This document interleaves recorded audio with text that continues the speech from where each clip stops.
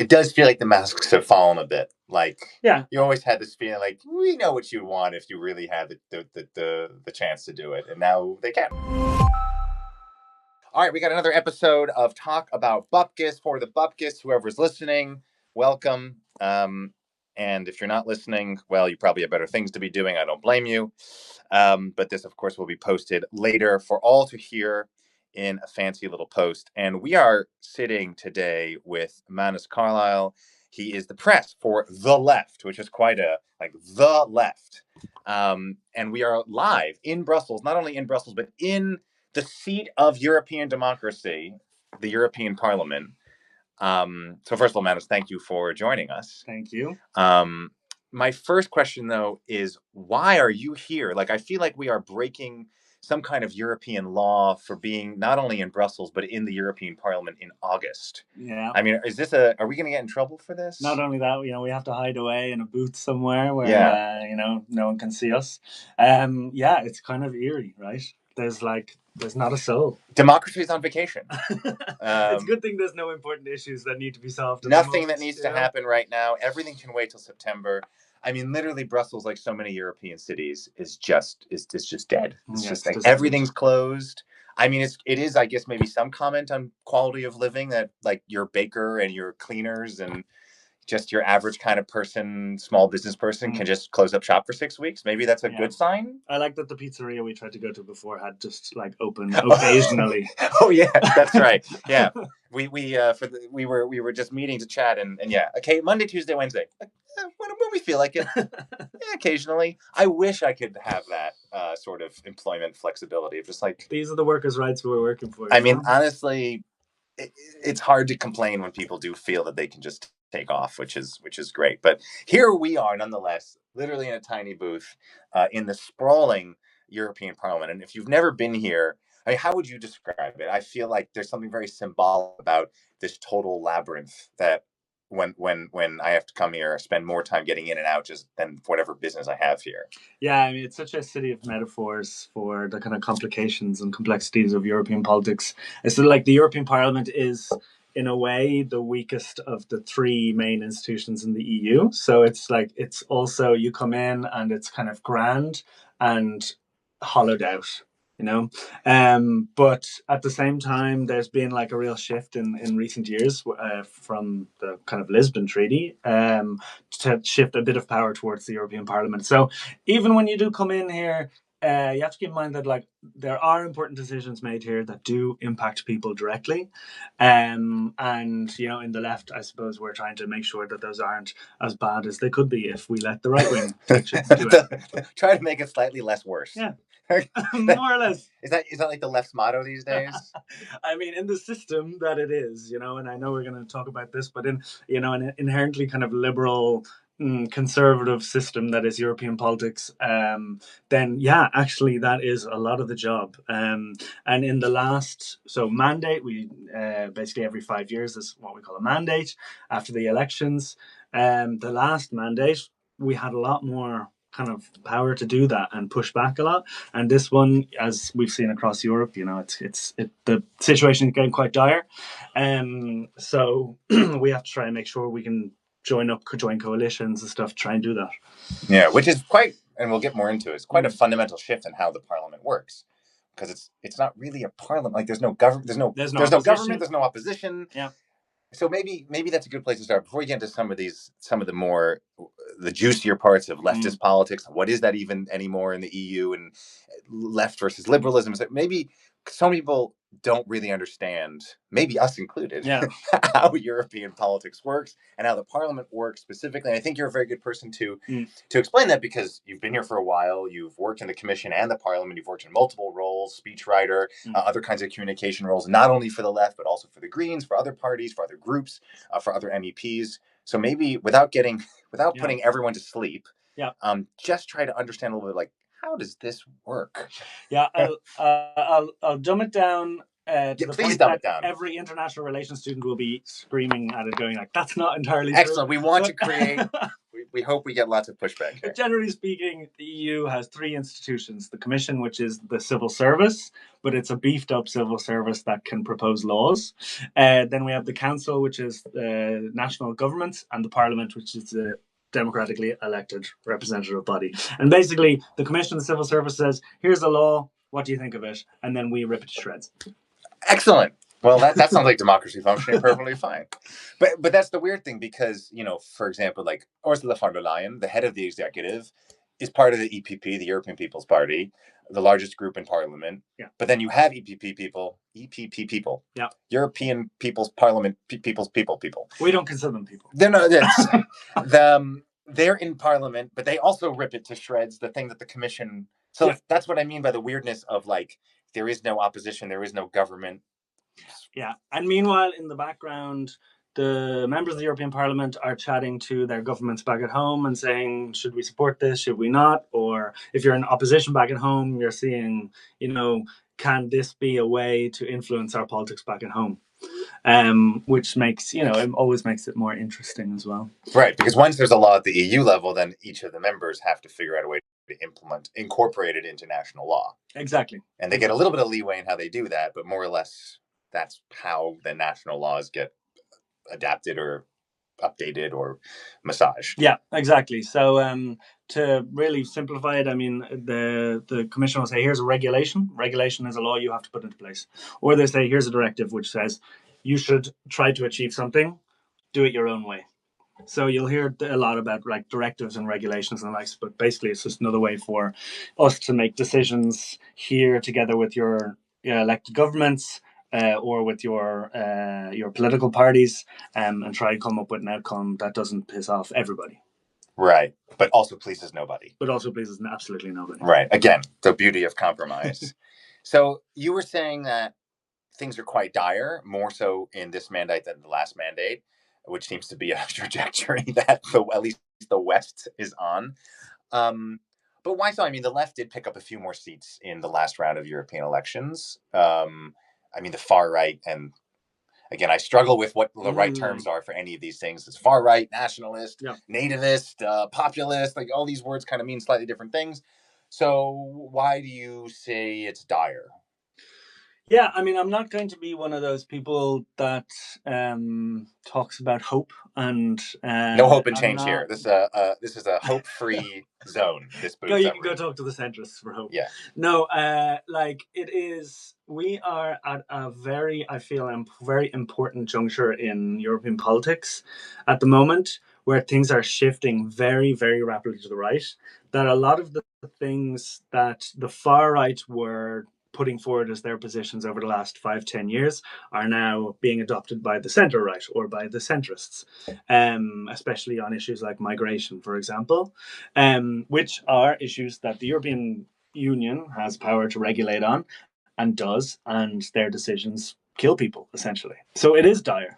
And in the last couple of years, since the last European elections, it's gotten worse.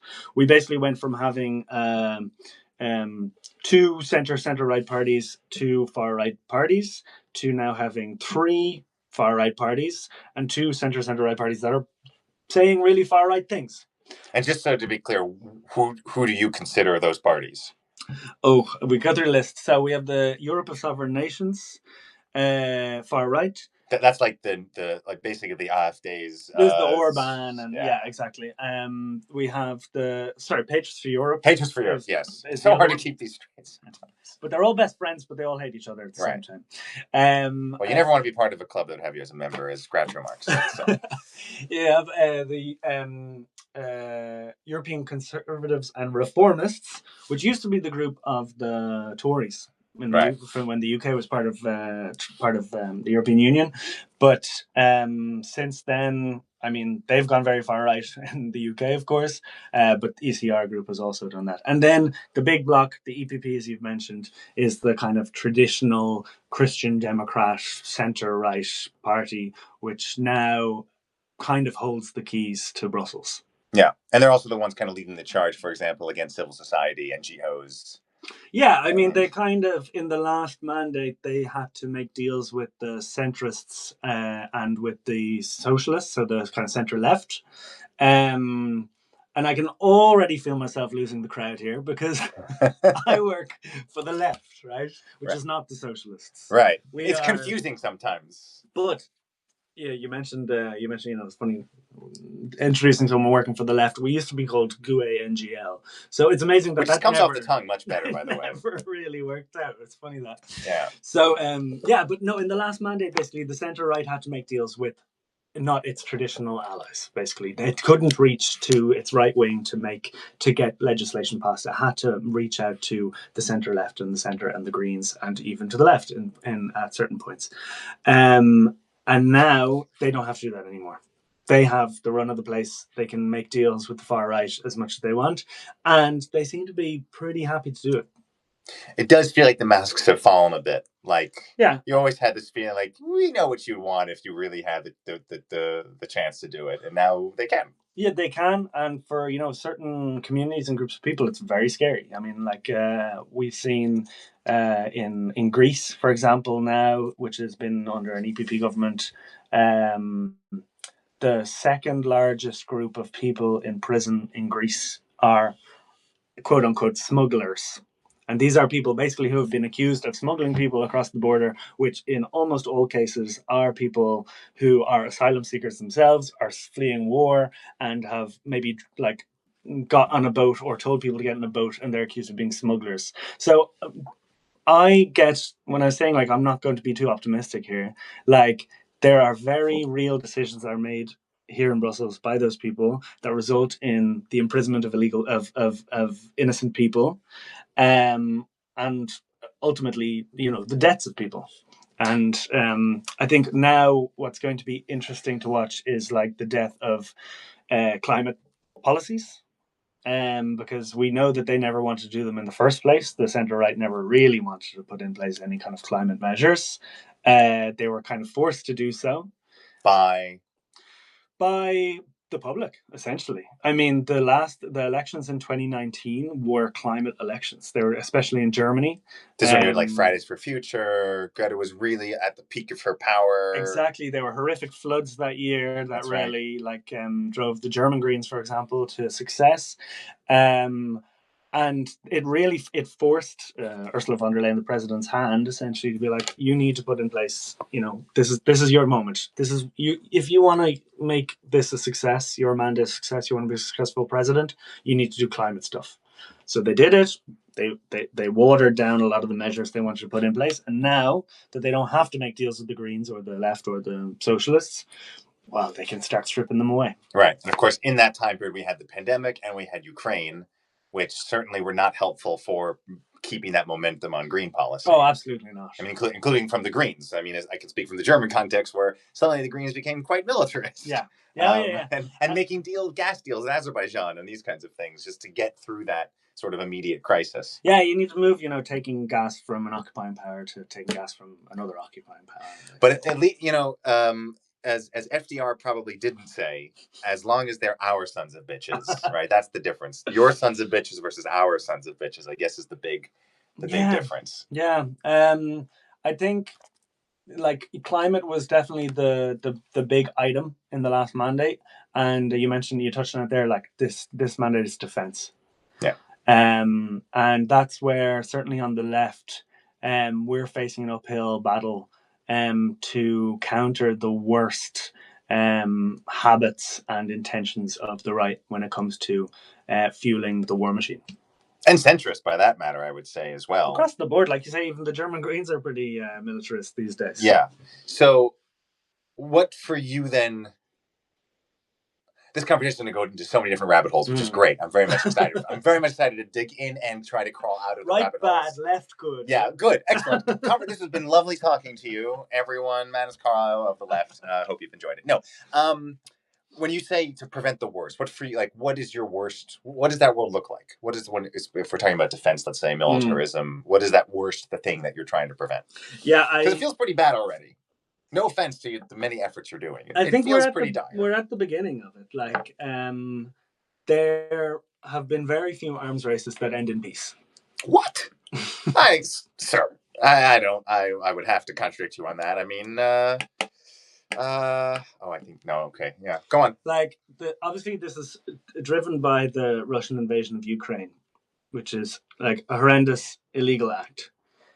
At the same time, we have the head of NATO saying, "Oh, your social services are great, but you have got to start learning Russian if you don't want to start investing in defense." And I'm sorry, like, are we going insane here? That, like, the Russian war machine, which has struggled to take, large portions of Ukraine, but is struggling against like a fantastic defense by the Ukrainian people. We think with NATO support. But we think, sorry, that army is going to roll in on Berlin now. Is that really what we're defending against? Because in my opinion, Russia is winning a war, that we have to be very careful of on the left as well. They're winning a war in our democracies. We know that they're involved in, undermining democracies across Europe and undermining the kind of online battle of kind of undermining essentially the trust society that we have or had. We're losing that war, we know. But are we losing the war of like American tanks versus Russian tanks? I'm not so sure. I think the only people who are benefiting from that are arms dealers, arms manufacturers.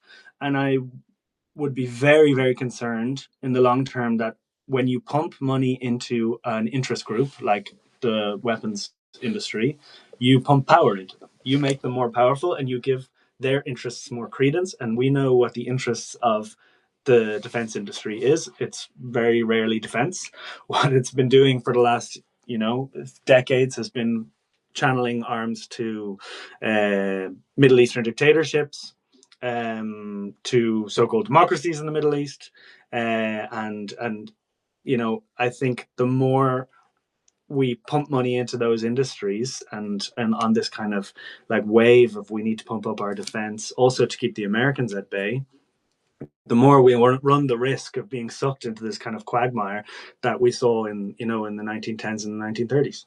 There are some scary parallels. I mean, it's always one should always be cautious of making sort of these one-to-one comparisons in history, but there are some very, very scary parallels going on. And also, like, we're not a very smart species. I mean, I think one of the pitfalls is that we constantly are at our present is the most forward part of our history that we've ever been in, but of course there's a future yet to come. So we were always at this point where we can look back and say, oh, we're much smarter than we won't make those mistakes because look how much we've learned. But then you can say that at any point and then go back 50 years. 50 years ago, they're saying, well, we're much smarter than 50 years before that. I think that's one of the central hubrises maybe of like human political thinking. That it's just like, well, clearly we're so much more advanced. We need to rearm Germany. What could go wrong? This is all going to be fine. For me, what I find that because I was sitting in the room when Mark Rutte in December 2024, around the corner, a couple streets over in Brussels, made that address where he just flat out said, we need to take money from the social service sector and put it into defense. And I mean, in a way, I appreciated his transparency, that there wasn't even like any pretense of trying to sort of paint that any nicer. That like, no, we're really just going to take all this money. Like, but isn't that the way of life you say that we're defending? Like that people can sort of be okay and be protected and live in relative. And to me, it's the biggest problem is, look, you want to spend on defense? There are real security issues. Okay, fine. But the very undemocratic way that this whole conversation has been going about in the ostensible argument of defending democracy, right? Like there's such this sort of groupthink that's been happening where to me, no one has been able to make a convincing case. Like, what is the threat? Yeah. What is the defense for? And if you can make a compelling argument, fantastic. Good. I'm with you. Like I'm open to that point, but I'm not convinced. And I think a lot of the talk now on defense is essentially just keeping Trump happy. Like it's continuous caving into the Trump administration, saying, "Oh well, we'll bump up our spending to 5%, and then they'll leave us alone." I mean, it hasn't worked so far.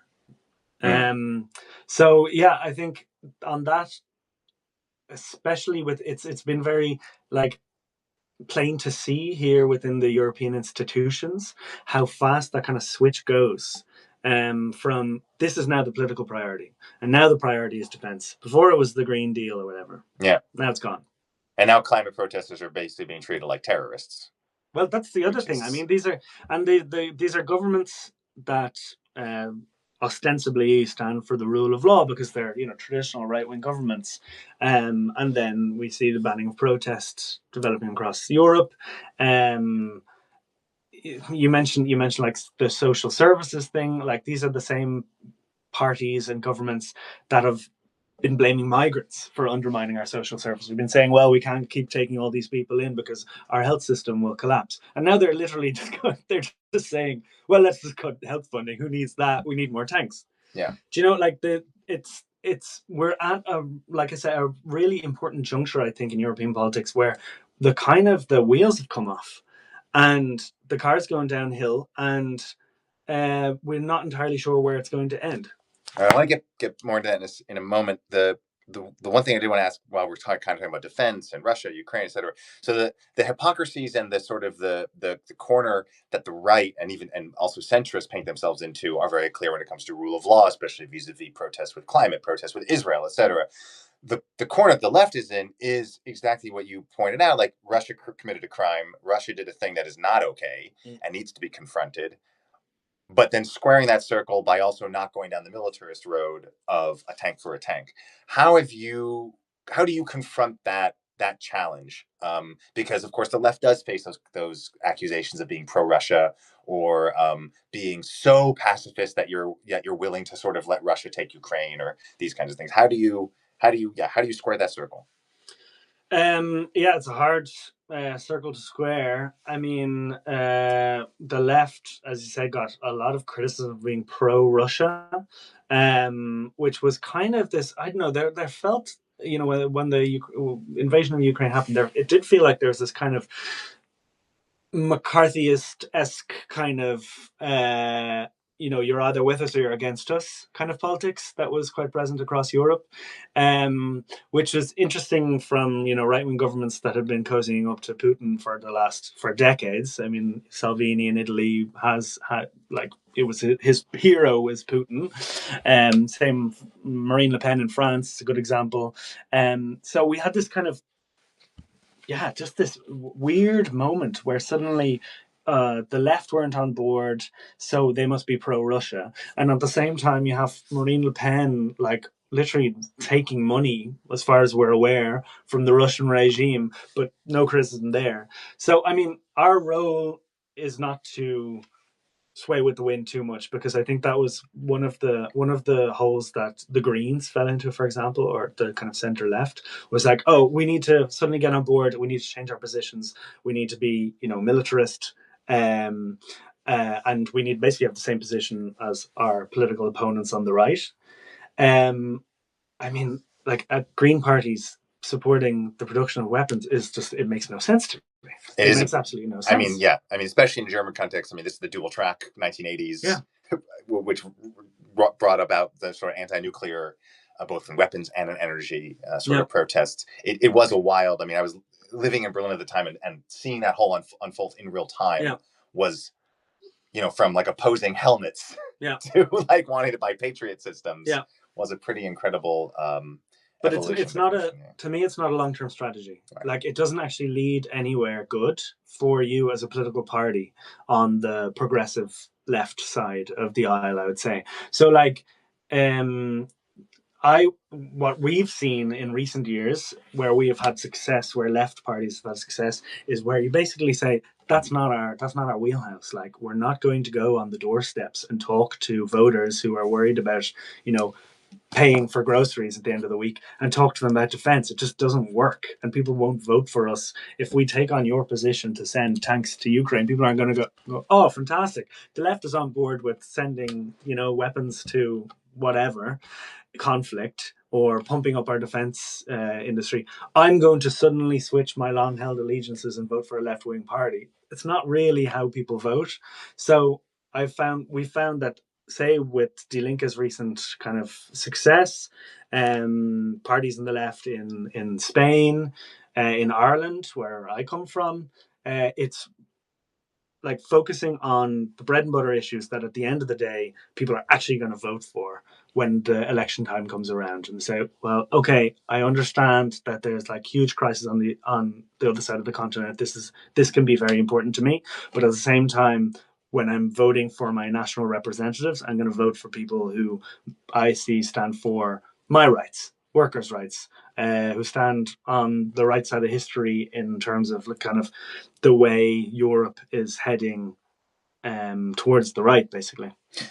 And yet, this is something that the far right and right parties have been much more successful at than the left in terms of talking about these sort of bread and butter issues.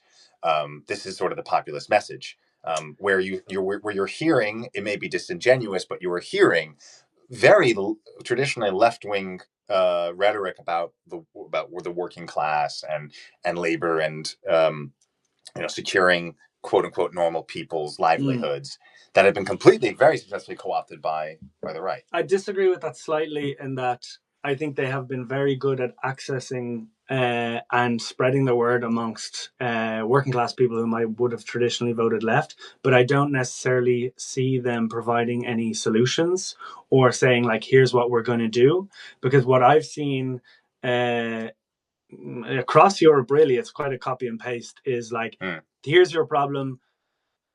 Migrants, black and brown people are the ones behind it. Right. So it's not actually, they haven't actually adopted any traditional left-wing messages as far as I've seen. There's very little talk about protecting, public services and the likes, because when they get in power, they tend to sell them off to their mates in kind of corporate, in the kind of the corporate sector, because when on economics wise, they're not really a old-fashioned 1920s corporatist fascist type of fascism, like in the Benito Mussolini style, where that's set up public services was kind of one of the center of it. They have adopted the neoliberal economics. Right. That is, well, this would be great if we just sold it all off. Just privatize it all. They don't say it out loud. Fine. What they say out loud is that the migrants are destroying your medical system or your health system. Right. I think to be more precise, to your point, it's not about the solutions, but the messaging is there. The rhetoric is there. I think it's completely accurate to say that the solutions are either nowhere to be found or really, really bad. But the messaging at least is there, especially, I mean, to take it out of a European context, put it into an American context, which again is not the same, but there are parallels. Trump and his acolytes really do speak in a very working class kind of rhetoric. Of course, all their policies, like conservatives, like traditional conservatives before them, have completely contradict and undermine sort of working class, the working class experience. Nonetheless, they're able to use the language. I think that's what I was, in terms of being more effective, electorally speaking, not in a policy perspective, but electorally speaking. So I think to go back to my question from that they seem to be more successful, because you said things are very dire now. There are reasons that there's been this surge to the right, this shift to the right. I think the question is like, why hasn't the left been able to? And by the left, I mean both the left in terms of an idea of leftist politics, and also the left, as in the political group here at the European Parliament. Why there's been more of a struggle? I mean, this is your stuff. This is your wheelhouse, right? Like you're losing it, man. Like you're the OG, right? I'm gonna hit back at that one. I mean, I have to. The beauty and the fun of the kind of you looking at this from Brussels, from the kind of European angle, is that you have 27 examples to choose from. You get to look at different member states, different countries that have very different electoral systems. They have very different electoral history and culture and everything. So there's no real monolith. I know we've kind of been monolithing it here, but there's no real monolith in right versus left. Right. There are some fantastic examples that I will bring up at every dinner where I'm the annoying guest, where like the left has managed to kind of wake up from the bit of a stupor that has been in the air for the last kind of 20 years, post Tony Blair, if you like, where they said, hang on, we need to go into people's workplaces, we need to go into people's communities, we need to be the community, we need to provide space for people to belong to something bigger than themselves. And what I'm thinking very specifically about the PTB, this is the Belgian left party, who had basically diagnosed what I think is very accurately the problem of kind of modern politics, where the right basically just pumps money into advertising online, into divisive narratives on social media and the likes. And the left of Belgium said, we're not going to do that. Like, we're not going to win. We're not going to go down into the mud there and win on those divisive narratives on platforms that hate us in the first place, on platforms we don't want to give money to. So fuck that. Sorry. Excuse my French. Like, we're going to go into people's workplaces. We're going to go on the ground in the way we used to do. Like, not that long ago, but long enough ago that we should have learned our lesson, basically. And they've had great success on a local, regional, and more recently, more national level. And I hope that continues to grow. I think Die Linke have done quite similar in Germany. Their narrative has been focused more on bread and butter issues, workers' rights, on how do we make it so that we can afford our groceries at the end of the week. House prices are like, there is no end to the housing crisis, which is now general across Europe. These are the things we need to be focusing on, and those who've been able to do that successfully have have been reaping the rewards.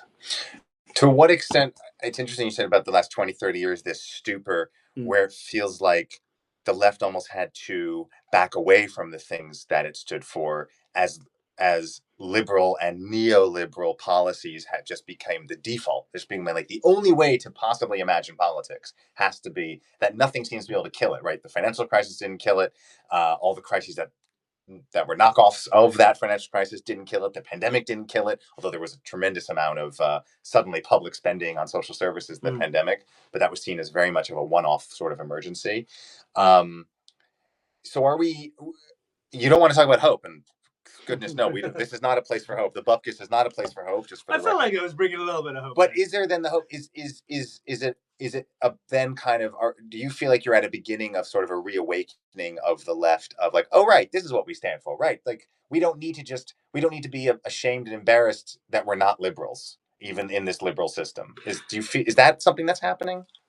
So I can't speak for our friends in the kind of social democratic side. I think they are having that moment. I think in the left, my left is a group that includes, communists in the Portuguese Communist Party, Sinn Féin, nationalist left-wing party in Ireland, La France Insoumise, big left-wing movement, who are maybe in the more traditional left, communist left, socialist left. For us, I think it's always been quite clear, like, pandering to the right wing doesn't get you right wing votes. They don't come over to you because you've become like them. It doesn't work.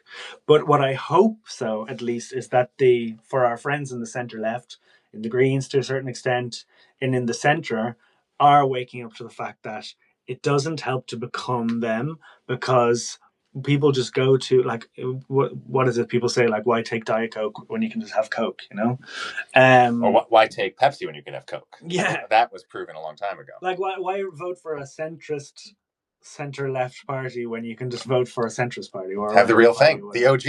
Yeah. Again. So I think you do need to stand on your values a bit, and here, like, where they have done that, they've had success. In my own country, like Sinn Féin has smashed the two-party system that has my entire life there's been two parties. They're kind of look the same, they swap between them. They've been in power for the last 100 years since Ireland got its independence, and Sinn Féin has managed to smash that. And that's not based, that's not, they haven't shifted once to right-wing narratives. They've, like, really focused on bread and butter issues, on, like, how do you afford your rent. But as you said, Sinn Féin is an example of more of a nationalist left wing, which I think does have I'm not saying Sinn Féin does it, but can then have sort of scary or sort of us versus them categorizations. I mean, it was born out of a struggle of national liberation, and for good reason. and to be fair, the focus on unification of the country is something that's shared across the board. Then that kind of species of nationalism in Ireland, which is very particular because it's of the left, is shared by essentially every party in Ireland. On the like Irish side in the 26 counties.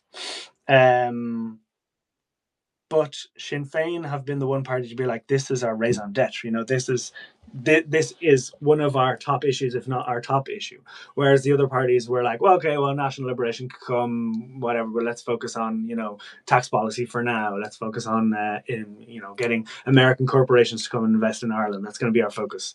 Whereas Sinn Féin were very much like, and I suppose this comes down to my point of kind of standing on your morals and standing on your long held beliefs and not kind of swaying with the wind. This has been their guiding line the entire time. Would you say it's neoliberalism that's sort of the obstacle from left-wing parties being able to do what the right has done? Like, why can't the left drag the center towards it rather than the gravitation towards the right? Is it just that far right, as we were just saying, adopt sort of a neoliberal economic policy? They kind of already fit into like a puzzle piece in the existing system. I just find that interesting. Like, okay, stand on your principles. Don't sway in the wind too much. But there's also the risk of of being left on your own, which I think we've seen. Sure, I'm not sure I'd leave it entirely on the like lay the blame entirely at the feet of neoliberalism. I mean, it is pure power and politics, I would say, more in that, when you build your economy on profit, on company profit especially, then what you do is you feed an interest group. An interest group gets powerful, and they are able to capture power. There's this kind of symbiotic relationship between politics and profit, which which was around before neoliberalism, arguably before the dawn of capitalism as well. But the question is, how do you break that? I suppose, and parliamentary politics is one tool to do that, and it's now most would describe themselves democratic socialists, and democracy is at the core of the left's cause, but it's one tool. And I think we're at this stage now where mass mobilization, organization on the ground can be also a very powerful tool that has been forgotten by the center left for quite a while, especially, like I say, in the kind of post-Tony Blair era. Then you had Matteo Renzi in Italy being like, I want to be Tony Blair, and all these other center-left figures being like, I want to be the next Tony Blair. And now, I think I'm the next Tony Blair, personally. So did Gordon Brown. Look how long his reign lasted. But then, you get sucked into very specific interests, such as the military-industrial complex that leads you into a disastrous war in Iraq. And can't seem to... It's just one of these many cycles that we can't seem to get out of. I mean, Trump's strike on Iran recently, last month, 2 months, whatever, was used in the same rationale as Iraq. It's going back to this thing of like, we always think we were somehow smarter or more learned or have learned from our mistakes, only to just repeat those mistakes, which is we're totally living in a Shakespearean tragedy here. But I think what you're speaking to is sort of rebuilding or finding one's way back to the idea of solidarity. And there is a great deal. I was thinking about this. There is a great deal of solidarity right now. It's a bit disingenuous. It's just an ethno-national solidarity. This idea that the right has found. Right. This is what you were saying about like making the migrants, making the other always the problem. Right. So there is a great deal of solidarity. That the through line of that solidarity is ethno-nationalism, but the class solidarity hasn't been able to find sort of its way. But I don't think the ethno-nationalist one is real. Tell me more. The ethno-nationalism that we're seeing across Europe is driven by online narratives mostly. There's very few clubs or communities of real people that are getting together for a pint or for a cup of coffee, and they're talking about how much they hate migrants and they want to, sink the boats. No one is organizing a street party for all their neighbors to come together and talk about, how the WEF is undermining our state or the Jews are importing migrants. That's happening online in very dark places and seeping its way into our like dinner table conversations with your parents who are spending too much time on YouTube. So I think we need to understand that like that community and that belonging has huge power, and the center left has forgotten about that. I mean, Italy, for example, has a great example where the Communist Party and the Socialist Party have these huge parties, like literal parties, that they throw for in every village in every town. My invitation keeps getting lost in the mail. Very upsetting. They're actually great. They still do them. But now it's like, the older generation will be there and everything. And then everyone wonders why we have this kind of crisis of loneliness and crisis of lack of belonging and stuff. Because the only people doing that are on the far left, parties like PTB and in Belgium, for example, or La France Insoumise in France, where like in September, for example, they'll be hosting the Manifesta Festival, which is always great. Also didn't get an invitation to that. Come on, guys. Come along with it. That's an open invitation. All right, I'm coming. The Bupkes live. But it's real, huh? And I do think, especially now as the narratives are all about AI and technology is going to save this and save that, that a lot of that technology is actually going to destroy our democracy, because it's not based on building community. Like when people talk about the online community, there's no such thing. Like I'm on Reddit, and I go on and I might write a comment or something, or I find something interesting, but I don't have friends that I sit down with on the weekend and talk about Reddit. Like it's not an actual community. Community is out there. Community is in trade unions. Community is in your work. Community is with your family. And those are the places that we need to, on the left, because I come from the left, we need to convince our friends in the center left to come back to the party. I think you hit the nail on the head with loneliness. And I think that's probably where the far right has been most successful in generating, whether online or in some degrees real, at least a fake sense of belonging where people are. Yeah, and I think there's a lot of kind of the melding of entertainment with politics there, which can be very dangerous. It results in people electing presidents from The Apprentice or Home Alone 2. Never would happen. All fantasy. But then, fake news. Maybe just so we digress for a bit on Brussels is actually quite a very good example of it, because there's what people refer to as the bubble, which is EU people who come here and they make lots of money, and then they kind of never really intend on integrating too much into Belgium, into Brussels. And such a beautiful part of the city. I mean, the sort of the brutalist glass towers, very foreboding. Yeah, for those who don't know, I mean, they basically flattened an entire beautiful part of old Brussels, which looks like kind of like maybe the Le Marais in Paris, and then they built these like brutalist structures for all these EU bureaucrats to come and work in, and it's very kind of symbolic. And there's no restaurants, there's no bars or anything, but then there's this whole other side of this city, which is kind of, to me, it's kind of like, this is how it could be, if there was community in not just in work, but in your kind of mission in life and everything. Like a lot of people come to Brussels full of like big ideas and then kind of get lost in the brutalist architecture. But over there, people are mixing. Like over there, they are, like you say, there's like huge opportunity for people to speak not only across like the traditional kind of boundaries, like you say, like age and ethnicity and stuff, but here like language is a huge thing, because you're forced to. Everyone speaks French, Dutch, a little bit of German. English is pretty good, is like kind of lingua franca almost, to the chagrin of the French speakers.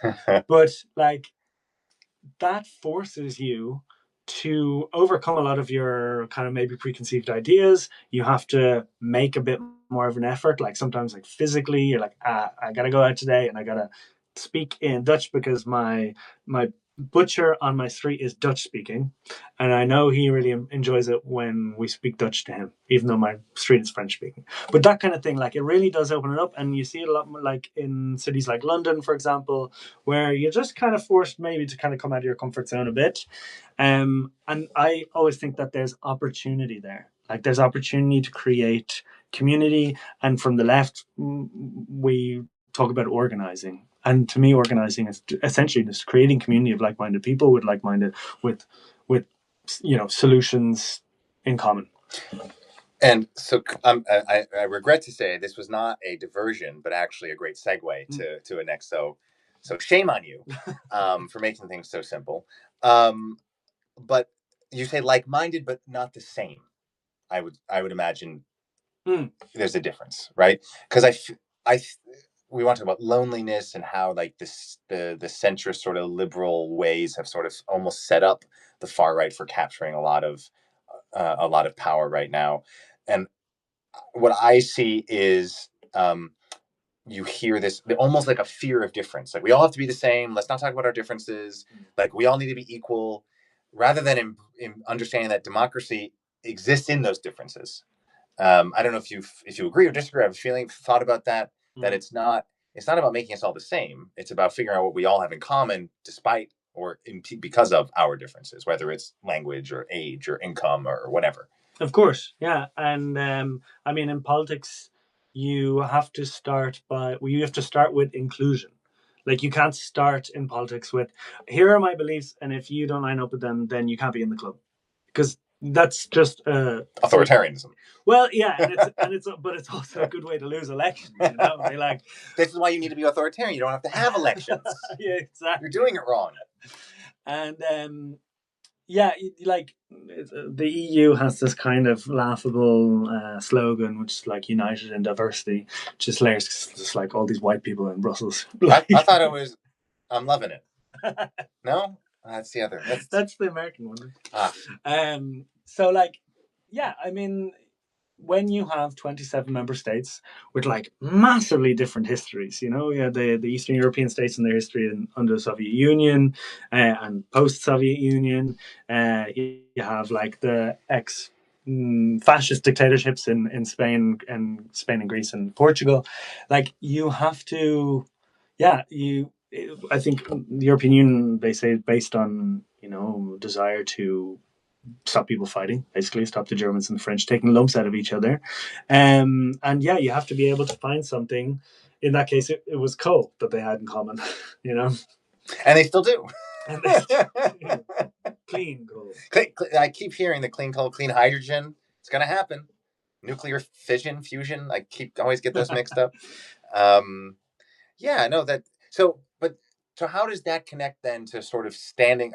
That's what I'm seeing as a tension. Like, it's great that the left will sort of stick with its principles, but how do you do that without being exclusive, without being, already sort of saying what we are going to do and not do, and who we're going to work with and not work with? Like, how do those two things, that I see a tension there, or do you not? There's always going to be tension in political politics and in political politics, in party politics. There's always going to be some sort of a tension there. That's how you kind of get one up on each other, if you like. But I do think we are living through a time now where there are like huge themes that only the left is kind of trying to confront at the moment. The main one for me is inequality, and that's something that, by its very nature, cuts across different groups, because you have to. We're trying to confront inequality between people, especially in terms of wealth and wealth distribution. And I think that's something with these big kind of narratives and areas where we know if we have success, like, it has actual results that actually help people on the ground to kind of make ends meet. I think most people at the end of the day just want life to be a little bit easier. When they go to the polls, they're like, I just like things to be a little less shit this time round. Some goddamn peace and quiet. But that's the problem, because now people are going, well, I'll just give it to this one guy and he'll sort everything out, right? But no, because that's not how it works. They never do. Also very authoritarian, right? Exactly. This guy will fix it. He seems strong. It's great mustache. But now I think especially on the left, the narrative on wealth inequality is now getting to the point that it is like it's undeniable, even for certain people on the center right and right wing, even if they don't want to confront it. The wealth inequality of today's society is almost unmatched. And we are now dealing with, the result of that. House prices continue to increase. Even when you're in economic crisis, your house prices are still increasing. And people simply cannot find a place to live anymore in lots of towns and cities. Even if they can afford it, sometimes it's just literally the stock is not there.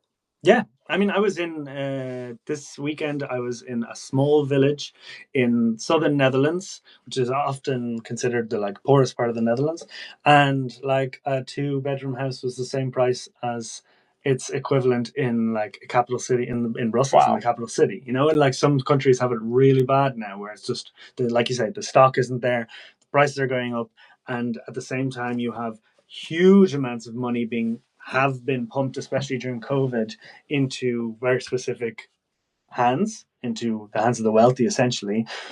What are we going to do with that? What are they going to do with that money? I mean, there's only one thing you kind of can do with that money at this time, and it's invest in assets, buy things. Because which is great for climate change, I hear.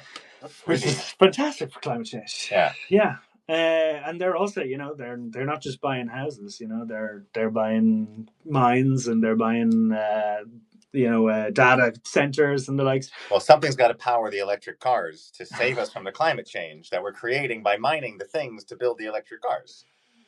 Yeah, square that circle. I'd rather not. It's too grim to think about. But this is something I do think, like, political inequality and wealth inequality is one of those things that the left has to champion, because no one else is going to do it. The right has been successful, as we were saying, on identifying those things, and their solution is get rid of the migrants, and even not the migrants, because in their view, in many cases, the migrants are also like anyone who just looks different than you, even if they've been here for 5 generations, they're still like the other.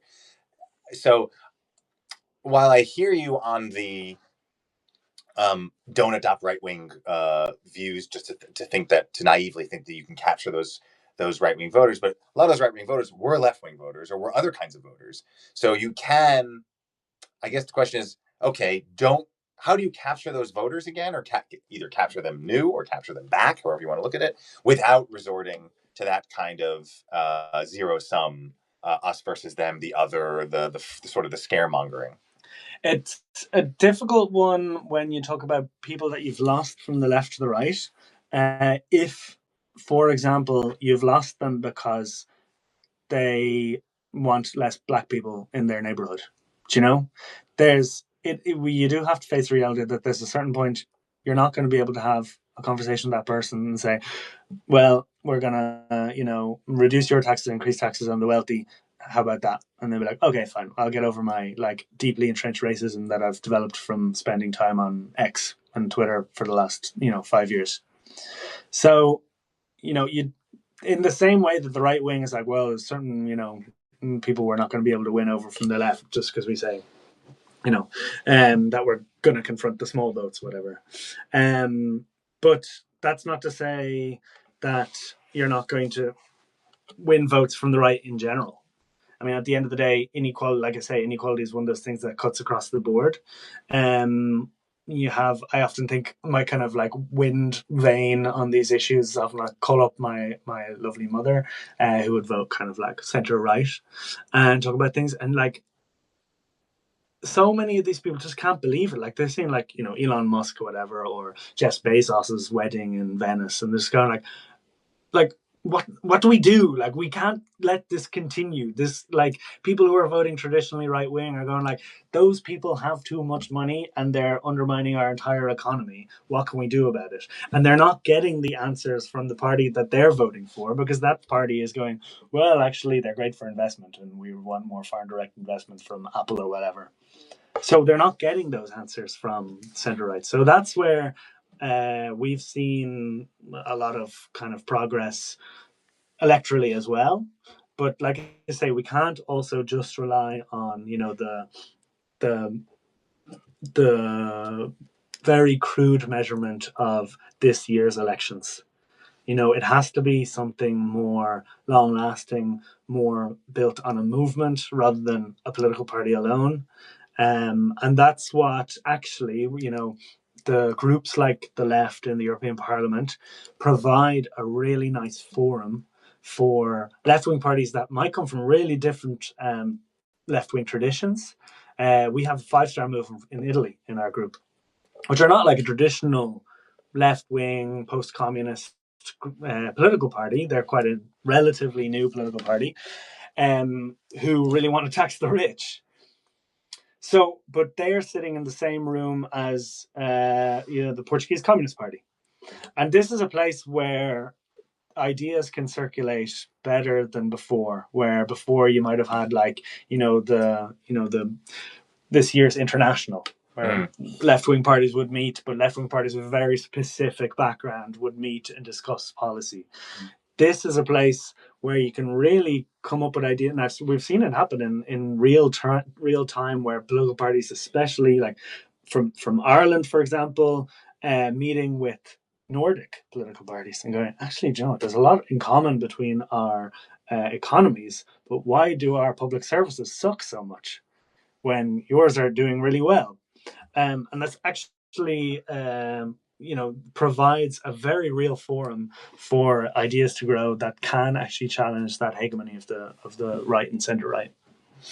So for you, I'm being too optimistic again. I know the hope levels. We're actually going to get a little like hope meter here, and I don't know, maybe something that'll be like an electric shock or something when it gets too hopeful. Do you see who's the left's opponent then? Is it the far right? Is it the center right? Are the centrists, the liberals? Like who are who are you going up against in like the battle of ideas? Is it everyone? Well, from the European point of view and the European institutions, I mean, it's the center right. It's the center right that are holding on to all the kind of levers of power. We can basically use the far right as kind of like, look, they're dealing with Nazis. These people are not working in your interests. But it would cheapen, I would say, the reality of electoral politics to be like, it's far left versus far right. Because then the decisions are being and you're having squabbles on the side, and it's very important to not fall into that trap. But at the same time, when you look at, say, electoral politics in France, for example, where the right wing is now the far right, the next elections could see a far right government being the right wing. Mm-hmm. So I would be very concerned that in the next couple of years, our traditional enemy of the kind of center right, who are happy to leave money and power in the hands of the corporates, being swapped out with a new kind of power pole that is coming from the far right. So if that's AfD in Germany, if it's Rassemblement National in France, or the kind of the same across the board, really. So there is a real danger of that, and you do have to be able to build coalitions in that case. You can't always be the voice of complete opposition. So that's another nice thing about the European Parliament. As you said, there's no government, there's no opposition. So every single piece of legislation that comes through here, every individual piece of legislation, you have to find allies to pass or fail that piece of legislation.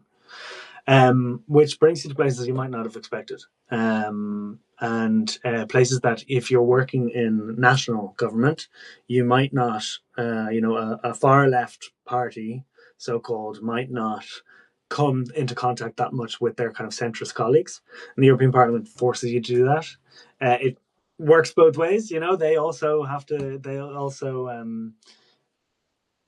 come into contact then with the far right and the like. So you see like the center right working with the far right more and everything. But it is a kind of interesting place to see that kind of coalition making form from issue to issue. Does that extend to working with the far right?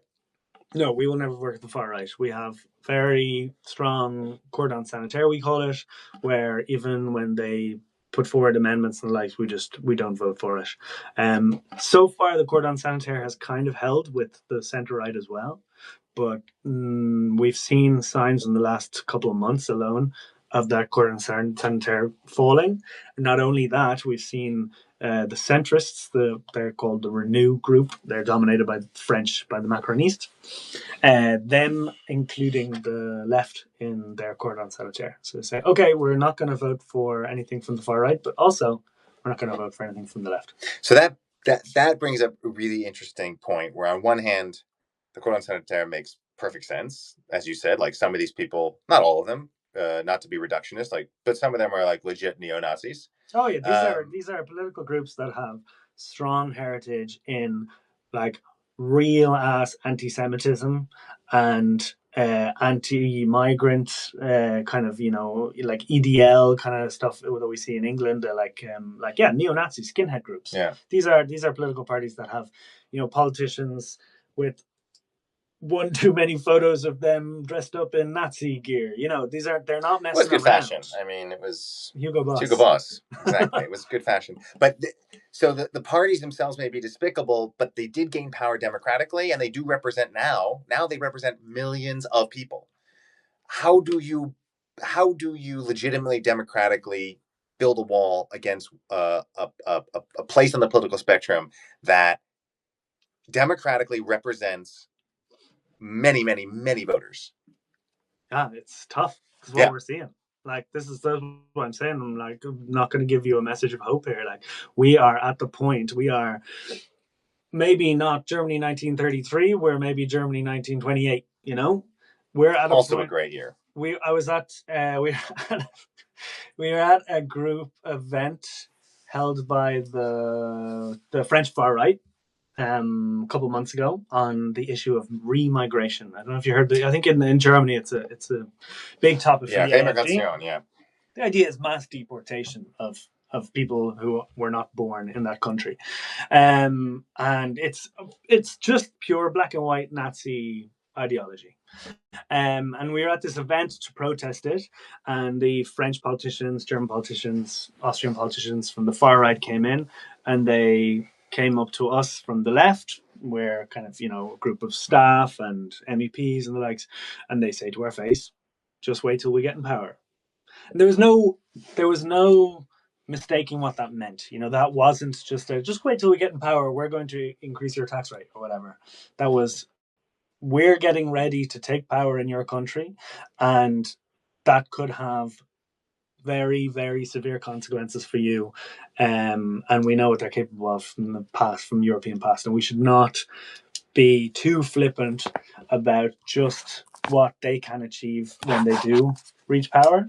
I mean, we've kind of we used to, before Trump 2.0, I think we used to look at Hungary and be like, you know, this is the worst it can get. You know, this is a kind of like it's such a limited imagination. It can always get so much worse. For now, in the kind of European context of 2025, this is the worst it can get. You know, he's a kind of a demagogue. He controls not just all political power, but corporate power in Hungary. If you want things done, you have to go through his political party. That's kind of, you know, the dictator of the 21st century.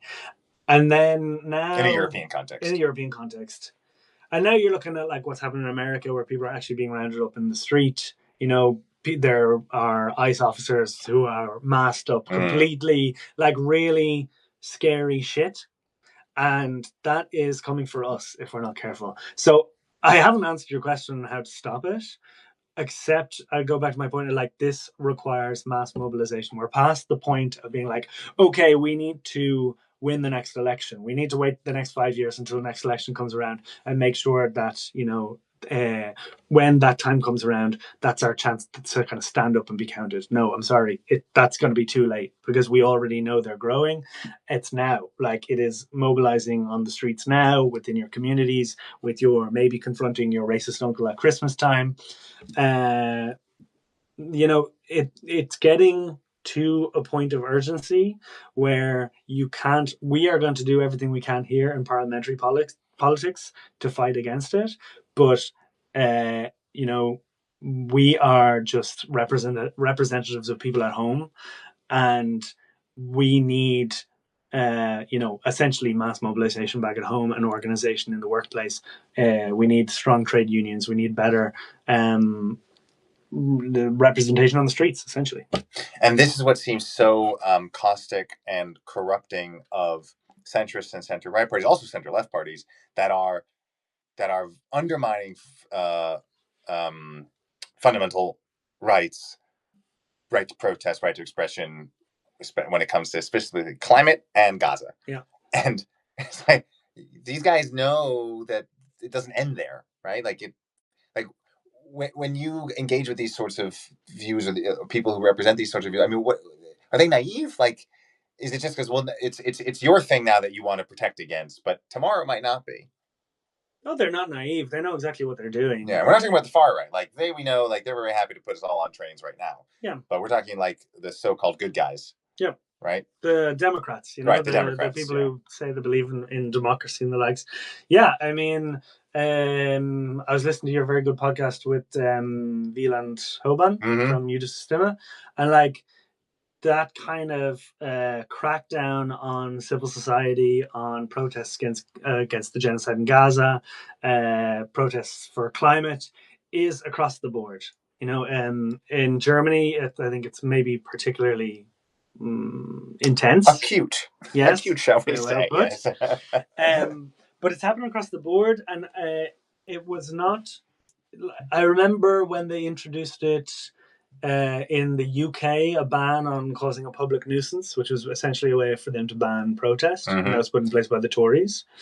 And then Labour came to power, and they said, "Well, we'll keep this.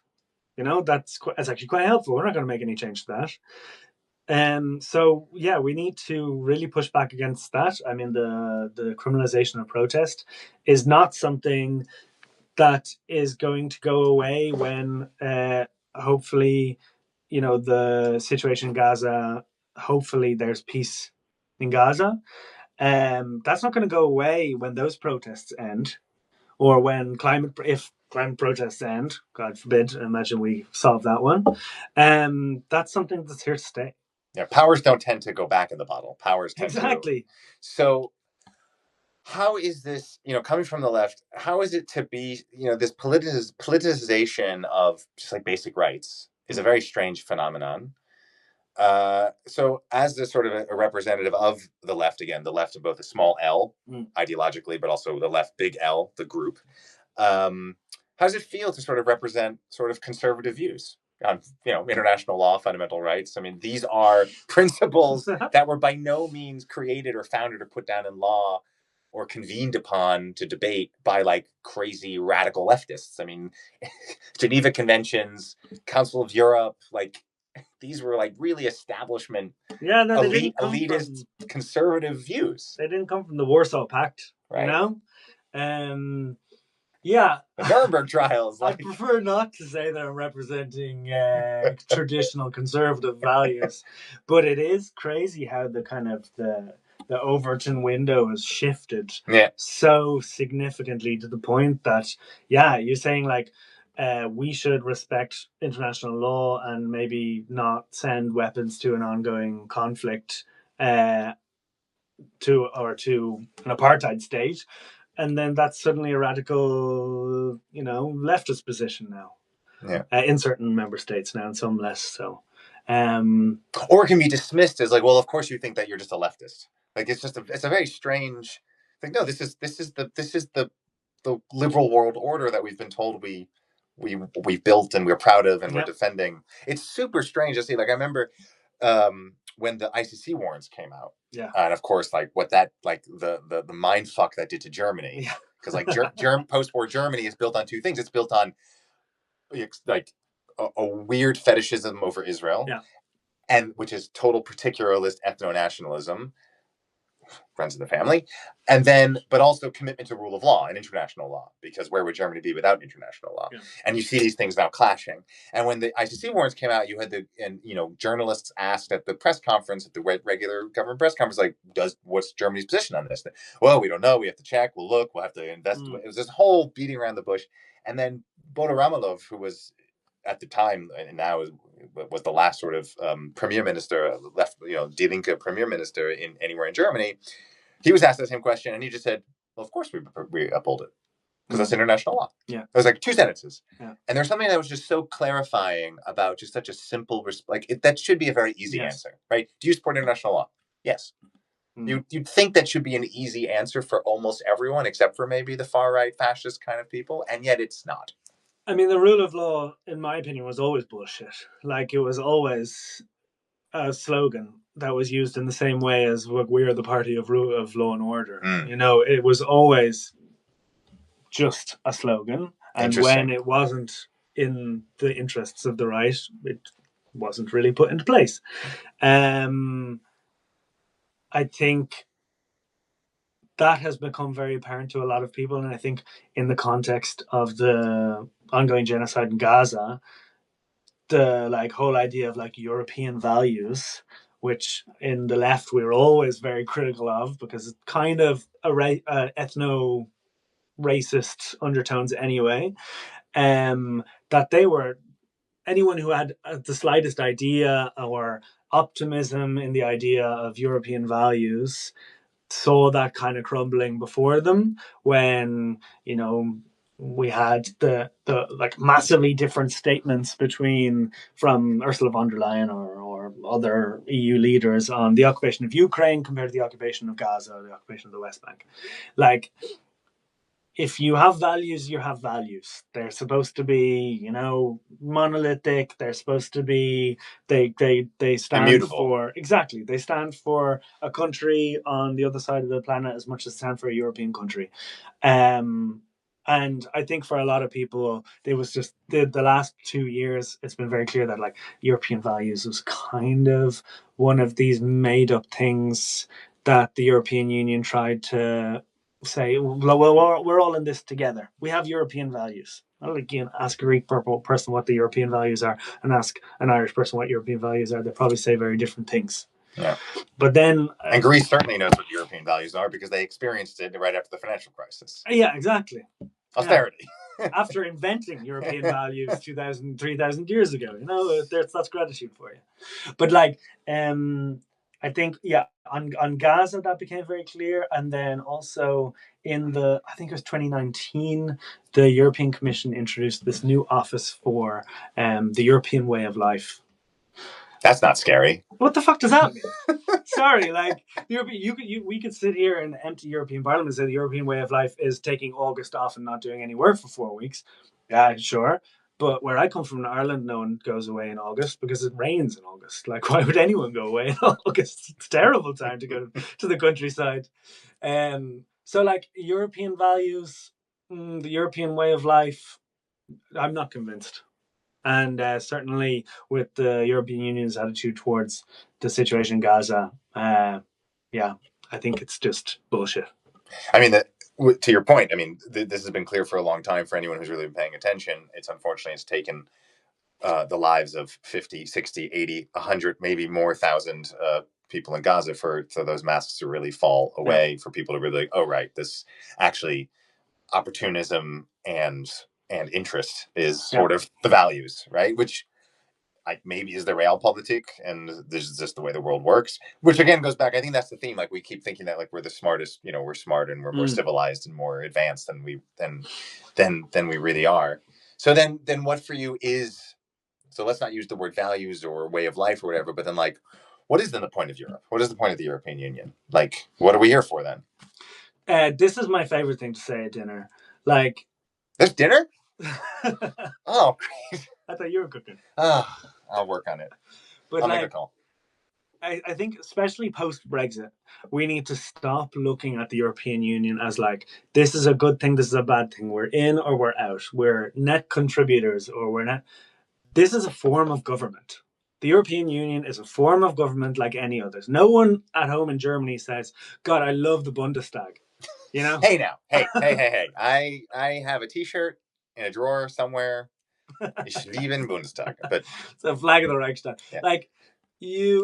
This is a way to bring various interests together in a very flawed way, in the same way that your national government puts laws together in a very flawed way. And it's formed by you indirectly. It's formed by corporate interests, by profit interests. It's formed by NGOs and all sorts of different kind of lobby groups, citizens groups, national governments. And we all need to find our way to influence it and change it. But I think maybe at a certain point we need to get over being like EU good, EU bad, EU, den of corporate interests, or EU liberal woke center of whatever Orban says, the Brussels woke mob. Because it can be something to everyone, but at the end of the day, like, this is your government. Come and protest it if you're pissed off. Write your letters and start your campaigns and build movements to change it. But not on X. But not, well, I'm on X. Hypocrisy. Well, you heard it here first on the Bupkes. Manus Carlisle, hypocrite. He's on the X. It's all right. Nobody's perfect. But I mean, to your point, yeah. I think it's interesting that these online, like the internet's not real, and yet it really is real. Well, it has impact, right? It's not real in the terms, in the like form of like a community where people come together and build something bigger and better than themselves.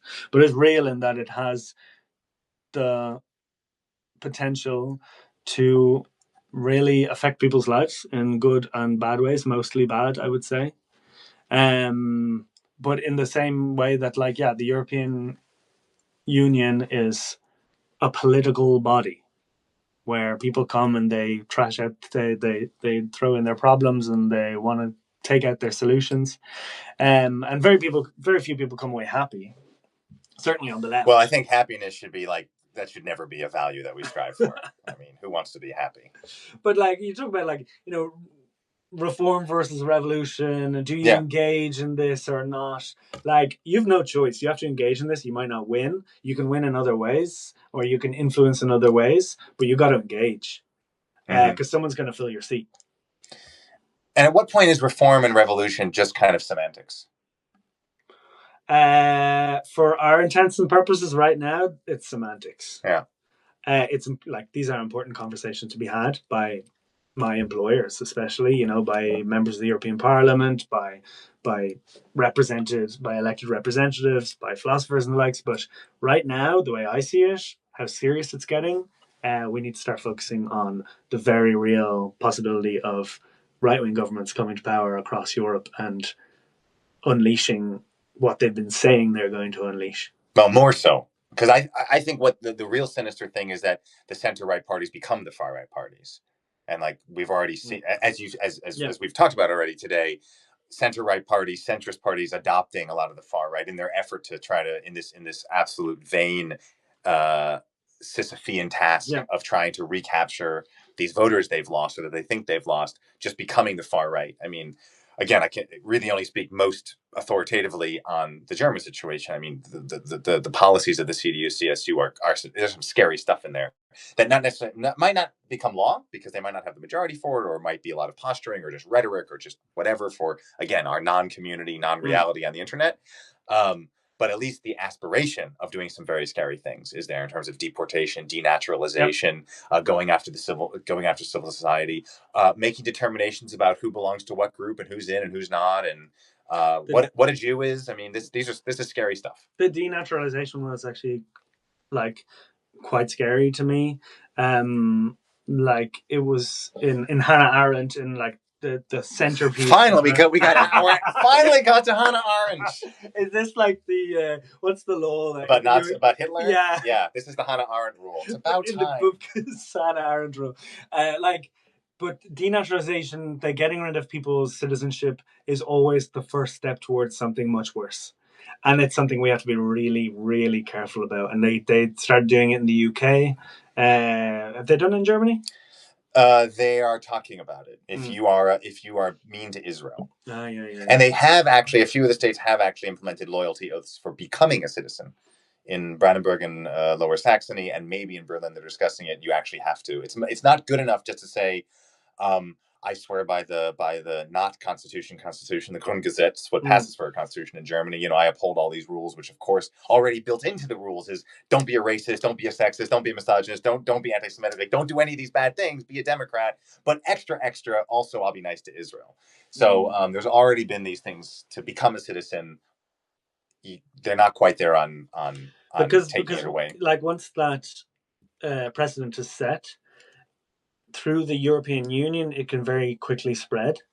Like we've seen it with the migration narrative, where more right-wing governments have been like very openly like, let's put these people in camps in other countries, like offshoring the problem basically, where you put asylum seekers and refugees and migrants and people into prison camps in third countries. Italy, basically. Albania is the most recent famous example. And they started doing it, they started doing it in other countries. And then it was always, even the center right in Europe said, well, it's a step too far. That's like too much. It was the Australian model. It was always the far right. We're always talking about the Australian model. There's a reason Australia is very far away, just for the record. And there's an Irish trauma there with Australia. Different kind of island. But they... like that has now become a very mainstream topic of conversation, to the point that like the European Union is now discussing putting millions of euros into doing it themselves. So like this is not this like this these narratives can very quickly be adopted by the European Union once they're deemed as acceptable to the general public or to the politic general. Right. And that's the thing that we've seen that's something history tells us time and again is a scary thing. You said about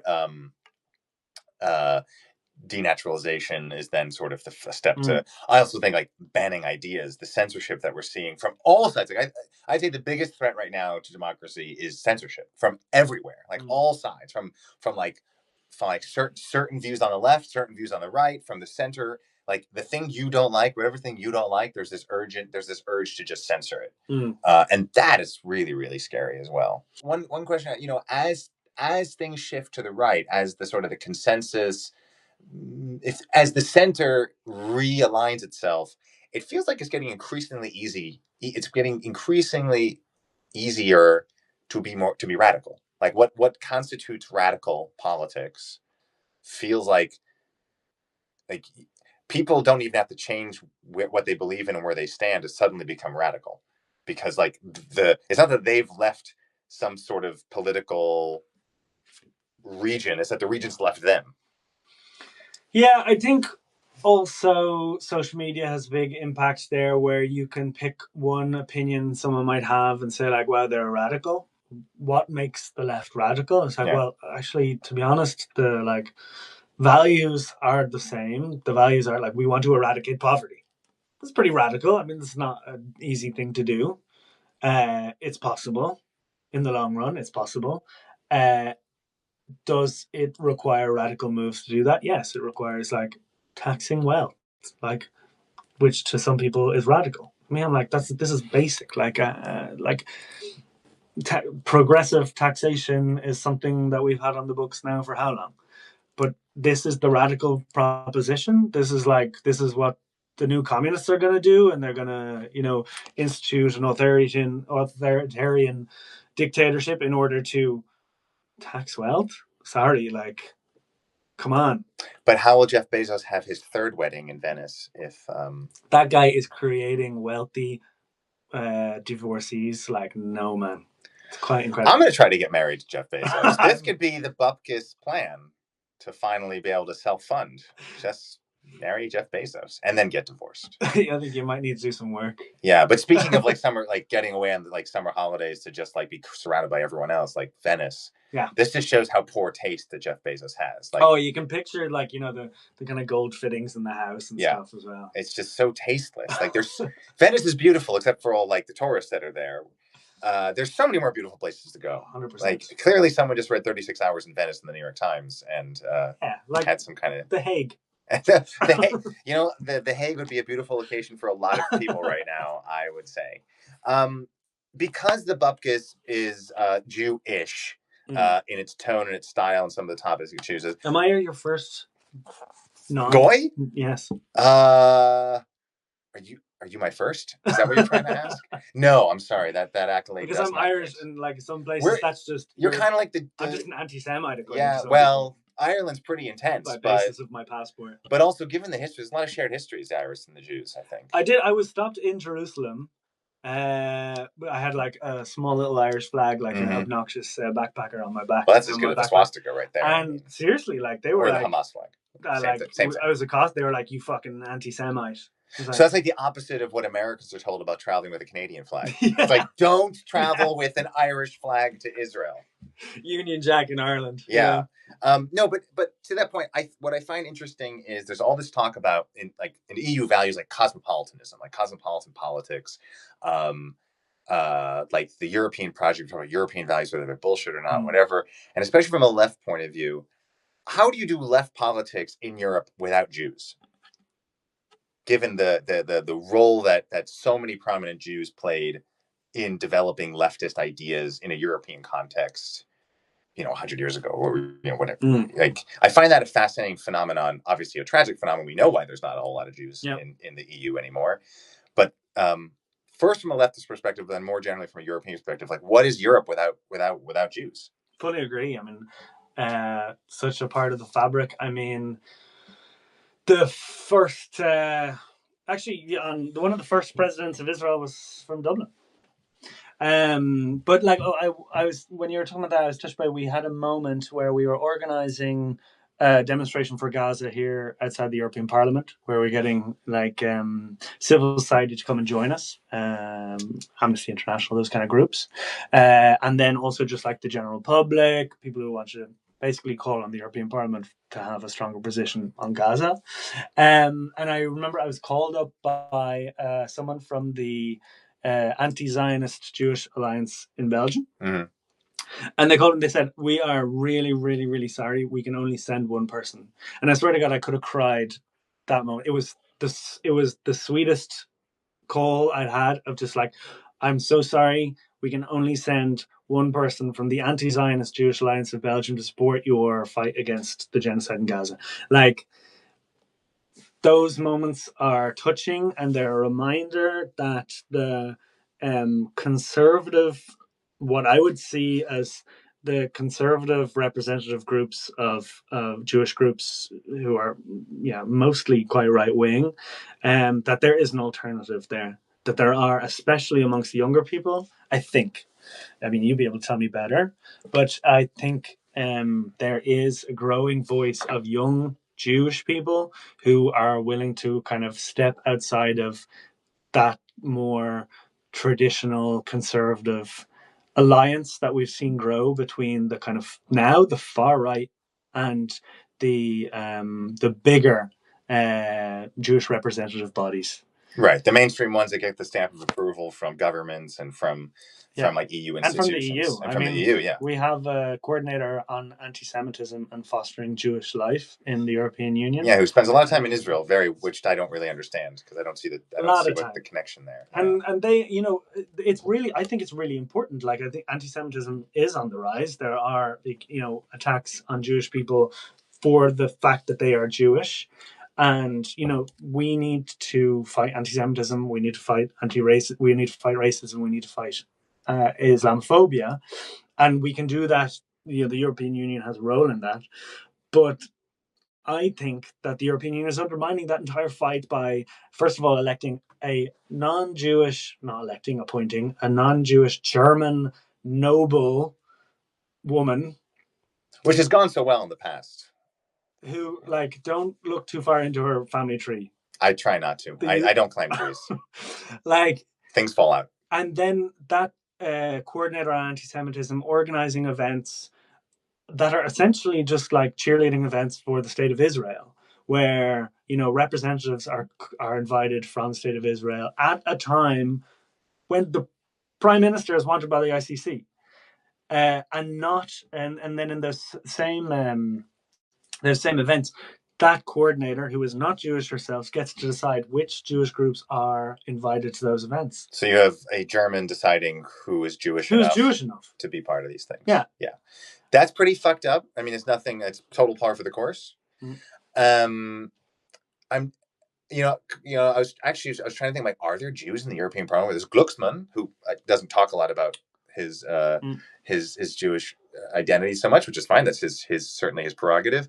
And when I was searching for it, most of the things that came up in Google searches was like, such and such person meeting with this sort of conservative Jewish group, or like a debate in the European Parliament on anti-Semitism, and all this conversation and rhetoric and discourse about anti-Semitism and protecting Jews that have no Jews involved whatsoever. 100%. And I find that, we know why that is. Something happened 80 years ago. We all took a one-way vacation and never came back. So like, it's almost banal to given how obvious the historical roots of that are, but like, it's still such a fascinating phenomenon that it's such a major part of European discourse, so important to Europe, and yet there's a massive emptiness. The emptiness is the presence, right? That the absence is the presence. And I wonder, just especially from a leftist point of view, not in a day-to-day way, of course, like day-to-day, you do your work, things go on, you wake up, you go to sleep, you have your debates, whatever, but like in a more cosmic, higher kind of plane, how Europe functions in a cosmopolitan, like the sort of the stateless Jew, that sort of that concept is the ultimate sort of cosmopolitan sort of ideal that Europe sometimes talks about achieving, but that Jew isn't there anymore. And I just find that really interesting. And there's no answer to this question, but like, how the EU does that, especially how do leftist politics sort of grapple with that or rebuild something? Yeah, I think it's a real shame that on the left, as anywhere, the way the most we come into contact with Jewish groups, Jewish representatives, is on the topic of Israel-Palestine. And that's a real shame, because like, that doesn't define, in my opinion, doesn't define Jewishness in the same way like other ethnicities would be defined by their relationship with a state. And the same goes for across the board in European Union political parties and the likes. There are some fantastic representatives, I would say, like Sergei Lagodinsky in the German Greens, for example. But yeah, it's not a topic outside of this very Germanocentric discussion on anti-Semitism in Israel. And it's not really a topic of, legislation or discussion prior to the war in Gaza, which is, it's a tragedy. But I would also say that this place, the European Parliament, especially the European Commission, are hugely white, kind of traditional middle-class spaces of kind of Christian conservative upbringings. Like, if you go into the European Parliament, try to pick out people of color, it's a short list. Europe is a diverse place of all ethnicities, and they're not represented either.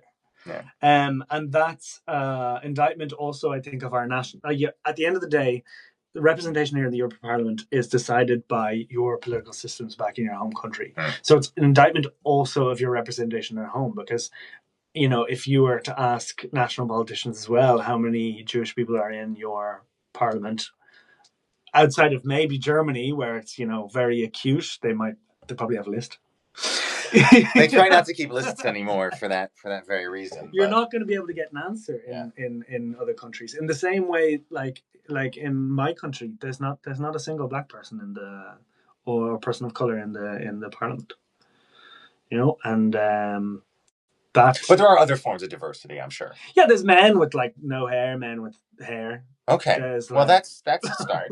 And as someone who, I'm right behind you with the hair thing, so that's, they deserve a voice. But I do, it's a shame now we're talking about like anti-Semitism and Jewishness because of disgraceful war in the Middle East. Right.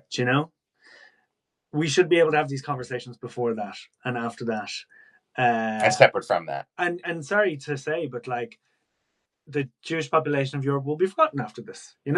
It's a useful tool for mostly German right-wing politicians or in France or in other member states where it's a useful tool to beat Muslim voters and to bang that drum.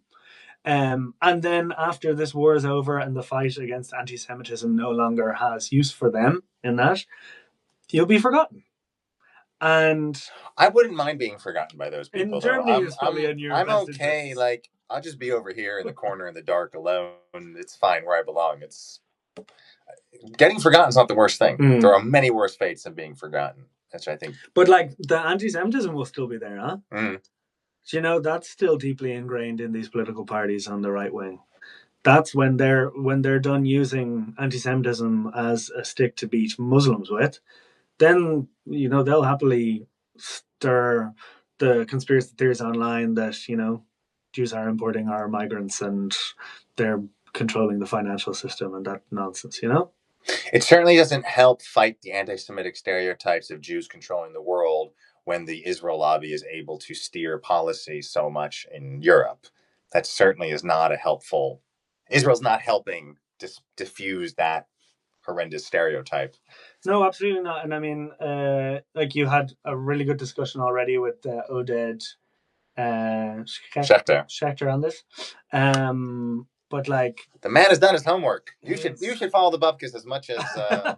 It was actually a really good discussion. Like and subscribe. The idea of your Jewishness is being decided by people who are not Jewish. Yeah. And now your Jewishness is now dependent on your allegiance to a state that you are not from necessarily. And I think there's very few of us outside the Jewish community can properly wrap our heads around that internal fight that you have to go through.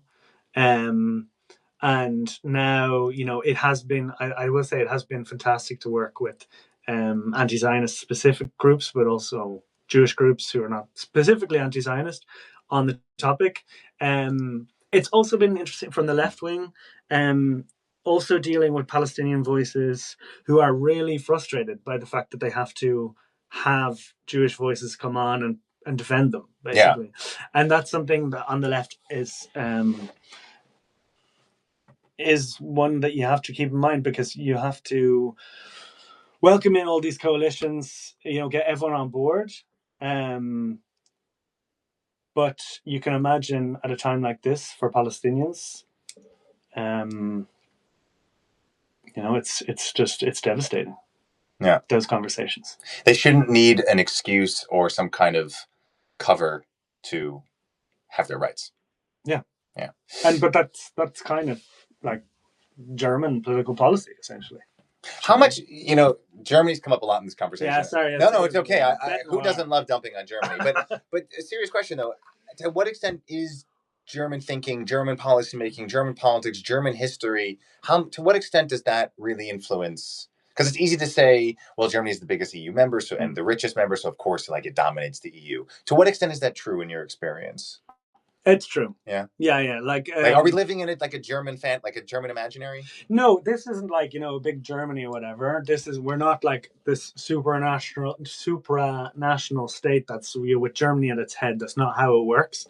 But it is the economic powerhouse of Europe. It is, the president is from Germany. It has the largest political representation here in the European Parliament. So it's a huge presence, and we do have to deal with that. And you have to deal with the fact that a lot of the kind of foreign policy is going to be, it's like none of this is, there's a very easy tendency to say it's dictated by Germany or whatever. But no, we all have vetoes in a lot of these issues, like foreign policy, sanctions, for example. And Hungary's been great at it. You better believe, Hungary's been great. You better believe Germany's going to use it when it comes to Israel. Ireland is going to use it when it comes to, sheltering tax avoiding vehicles. So you do feel it, definitely, the influence of kind of the German establishment here. And it's more the way they prioritize, I suppose. So the German interests are going to, prioritize their interests. They're going to have a German in there on the coordinator for anti-Semitism. They're not going to be particularly too bothered about getting a German coordinator on Islamophobia, which does exist. Marion Lalise is fantastic. She does a great job. But you see it in those moments. Like they'll pick, chairpersonships of committees.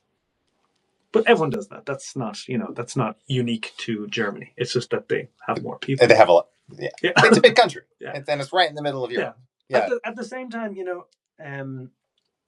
European Union, love it or hate it, gives a voice also to smaller countries that they never had at all. Like before it was Germany. Like before the European Union, the say came down to Germany says this, France says this, England says this, and they have big weapons, and if they want to fight it out, they can.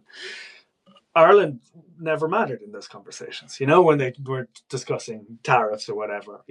What happened to our damage because they didn't have a voice, in UN or OSCE, that kind of stuff, Council of Europe, which predated the European Union, but they didn't have power. So you do have to take that in mind. For all our complaining about Germany as the big member state, you do have to take in mind that this does provide a forum for smaller member states to actually have a voice, proportional, but a voice. So looking ahead, as you rightly point out, it's not just like wait around for the next election and that's that. But you are building to an election. There'll be national elections between now and the next round of European elections, and then there'll be the European elections. Obviously, we're going to have France, which is going to be the big one. Yeah. We'll see if the German Grand Coalition stays together and sees out its term. The Dutch are going to be voting at least 4 or 5 more times between now and the next. It takes them a long time. Yeah, it takes them a long time. The Belgians, who knows, et cetera, et cetera, et cetera. So in that time, like, what do you do? So, like, obviously the end goal is to amass power. The end goal, it is to win elections in a democratic context. So what are you doing to make the situation, maybe to go back to the beginning, we were talking about the beginning of our conversation, slightly less shitty than it is? Like, to move that... Are you asking me, or are you asking the left? Well, you can answer that however you want. I mean, if you're feeling the left, I'm building connections. I think that's kind of, for me, where we can be of use to the general left here in Brussels. Like, we can be those people building connective tissue between left-wing movements across Europe and beyond. I mean, now we have, like, Jeremy Corbyn's forming party in the UK, and it's important that we don't lose track of our old allies as well, because they can be very influential. So that's where I'm going to be. I'm going to be speaking to press day in, day out, speaking to journalists, try to spread our propaganda far and wide. Excellent. You are the chief propagandist. Not quite chief, but I'll take it. It's okay. It's not, everyone's away. I think you're the chief pro tem or something. No, we will basically be working to make sure those left-wing parties are not operating with a vacuum, and that there's an exchange of ideas, that of like best practices and like mobilization organization. The left in general, I think, is going to be keeping a close eye on those elections that you mentioned. France is going to be particularly scary. Don't put words in your mouth. I might be optimistic about that one. Whoa, tell me more. The French left has been fantastic at building a kind of broader coalition to stop the rise of fascism within France. And the rise of fascism has been bubbling away under the surface in France for a long time. They're just getting better at it. And it has been great to see, progressive, socialist, left-wing, Greens coming together and building a popular front. The challenge will be keeping it together and keeping everyone on board in if they were to French win politics. But we all operate in these different political systems, and France is one of those systems where actually you do have to do it. You have to row in behind your side, because they have this kind of runoff system, almost two-party. So I'll be watching that. We'll be watching that one very closely. But yeah, like I say, that doesn't happen in Paris, and that happens on the streets of small towns across France and across Europe. All right. I think we have solved all the problems. I didn't think we solved the problems but we certainly laid them out there. Excellent. We're going to leave the problems to be solved by our loyal Bupkes listeners. Where are you finally getting out of here? Like, when will you follow the law, by God and the European Court of Justice and go someplace the rest of August? I'm going to head to Ireland tomorrow. And I'm going to tour... For the rain. For the rain, exactly. It's actually the best time to see it, in the rain. I'm going to tour the West Coast with my girlfriend. That is... the Bupkes agrees. Probably the West Coast is the best coast. When the sun comes out, it is the most beautiful place on planet Earth. It's pretty stunning. Well, thank you for letting us take you away from your Irish dreams. Again, we will be posting this very long, lively conversation for all to listen to back as much as you want, for you to share with everyone you want. Thebupkes.com is where you want to be for this. And thank you very much, Manus, for this scintillating conversation in this increasingly humid booth that we're in. Yeah, it's getting pretty hot, right? Yeah. Is that us? It's all the hot air. I think it's all the hot air that's been broadcast in this last bit. But thanks very much. Thank you.